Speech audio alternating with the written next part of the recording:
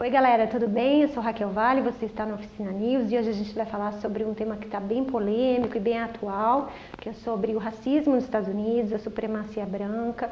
Essa questão veio à baila agora esses últimos dias por conta das questões lá, daquele conflito que teve em Charlottesville, na Virgínia, nos Estados Unidos, e a gente vai conversar com o professor Célio, agora, que é doutor em História pela Unicamp, ele é professor aqui da Oficina de Estudante, e ele vai falar para a gente a respeito dessas questões. Tudo bom, professor? Tudo bom, tudo bom. Tudo jóia? Tudo. Começando do início, né? Essa questão já é muito antiga nos Estados Unidos, já vem de muitos anos, desde a Guerra da Secessão. Isso, na verdade, a Guerra de Secessão significou, com a vitória do Norte, o fim da escravidão, mas a institucionalização depois de um regime de segregação muito violento nos estados do Sul, com a criação de espaços específicos para os negros, espaços públicos como parques, escolas que eram exclusivamente para brancos, a proibição de casamentos interraciais em vários estados e que atravessa praticamente um século. A Guerra de Secessão acaba em 1865 e é um movimento pelos direitos civis para garantir a igualdade de direitos entre brancos e negros na década de 1960. A lei que extingue os princípios que permitiam a segregação foi sancionada pelo presidente Lyndon Johnson, o sucessor do presidente Kennedy, já nos anos 60. Então, é uma ferida aberta a esse processo de convivência. E sempre que a gente tem algum processo de crise econômica, alguma taxa de desemprego, ainda que específica em algum setor, como por exemplo aqueles setores que sofrem com o chamado desemprego estrutural, que são aqueles postos de trabalho que estão sendo extintos, não porque a economia enfrente uma crise, mas porque a gente tem tecnologia, porque a gente não tem mais a necessidade de contratar trabalhadores para essas funções, volta-se à baila a ideia de que os negros e agora os imigrantes estariam tomando o lugar que seria por direito dos brancos. É um processo muito cruel esse que prevê a expulsão ou a proibição da entrada de imigrantes e no mesmo caldeirão coloca práticas defendidas, por exemplo, pela Ku Klux Klan. A ideia de que os Estados Unidos estão sendo sequestrados por grupos raciais que seriam inferiores. Eles juntam uma ciência, uma pseudociência com uma ideia absurda que os humanos seriam biologicamente diferenciados e uns mais capazes do que outros, com preconceitos econômicos e sociais que vêm de muito tempo, com consequências absolutamente danosas. O mais grave é que eles se utilizam da regra democrática, da liberdade de expressão, da liberdade de manifestação para pregar a intolerância. Eles são contra tudo. Esses supremacistas brancos são contra os homossexuais, são machistas, então são contra a igualdade absoluta entre os gêneros, são contra os imigrantes, enfim, eles dizem que o discurso politicamente correto vai levar a América para o buraco. E o pior de tudo é que eles ganharam um reforço muito grande com a vitória do presidente Trump, que passa recibo de algum jeito a essa ideia de que a América poderia ser maior não fosse a quantidade de imigrantes. Como se os imigrantes estivessem tomando postos, ocupando lugares no mercado de trabalho que os americanos tivessem disposição de ocupar. A gente sabe que isso não acontece. Eles se dedicam essencialmente a atividades em que não há interesse desse americano branco de classe média trabalhar, que são serviços domésticos, serviços mal remunerados no setor de comércio e serviços como bares, hotéis. Então a gente tem de tomar cuidado porque a premissa desse discurso é muito nefasta. Ainda que haja pessoas que digam assim, não, deixa falar, é muito complicado, porque do deixar falar para se concretizar um processo de expulsão em massa, um processo de perseguição, como a gente teve nos acontecimentos acontecimentos recentes, né? Quando um dos doidos jogou o carro em cima dos manifestantes contrários.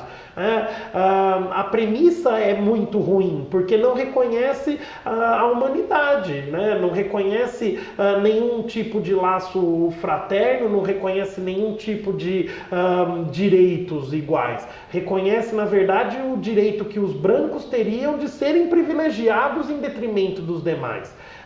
E o pior é quando esse movimento ainda se faz de vítima, dizendo não, nós estamos lutando simplesmente pelos nossos direitos que eles estão confiscando, quando a gente sabe que não é verdade. Uma coisa é você ter igualdade, outra coisa é você querer superioridade. Não se tem registro de que eles queiram os lugares que são dos... Não, esse registro é do movimento de supremacia branca. Então, ainda que eles sejam minoritários, ainda que eles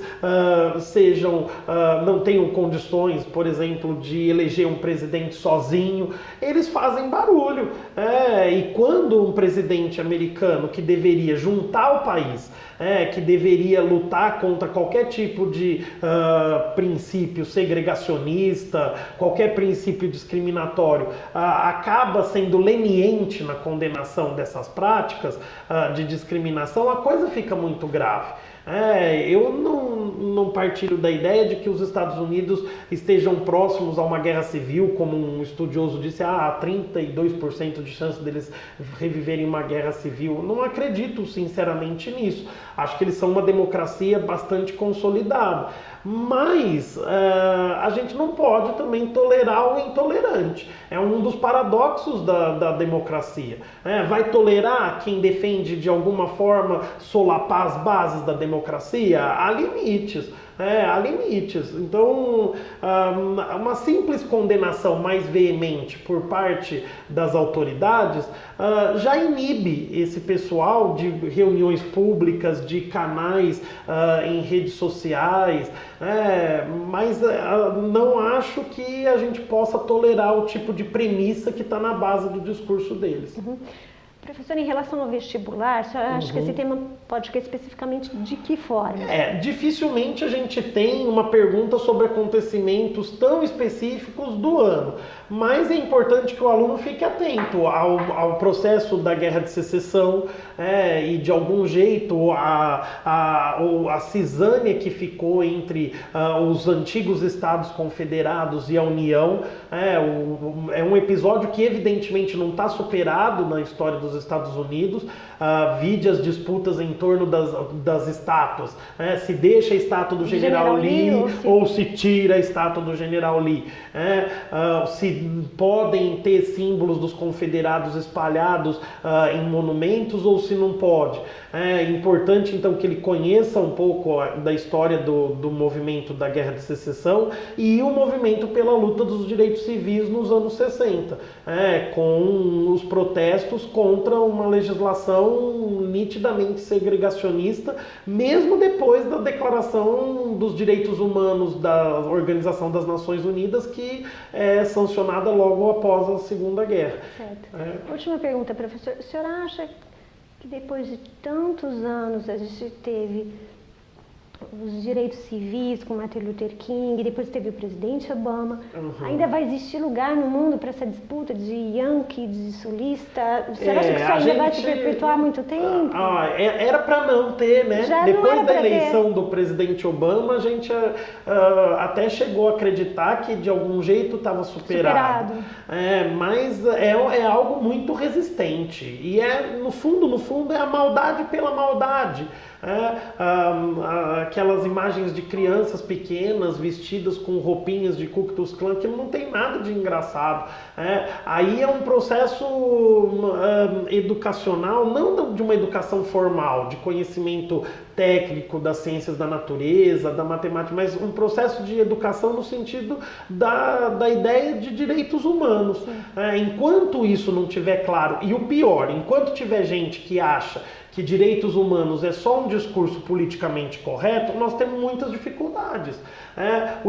Direitos humanos, igualdade, não é só discurso politicamente correto. É algo muito, muito elementar lugar. Não é certo segregar, não é certo discriminar. Enquanto tiver gente dizendo, eu acho isso das mulheres, eu acho isso dos gays, eu acho isso dos negros, eu acho isso dos latinos, mas não vou falar por politicamente correto, nós estamos lascados.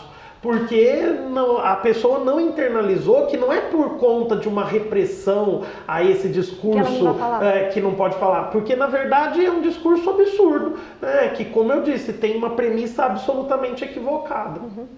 Professor, eu podia passar o dia conversando com o senhor sobre sobre esse assunto que é tão rico, tem tanta coisa para dizer. Mas a gente precisa encerrar. Você, se gostou, curta. E se você tem alguma dúvida, algum tema que você queira saber a respeito, manda sua pergunta aqui pra gente. Um abraço e até lá.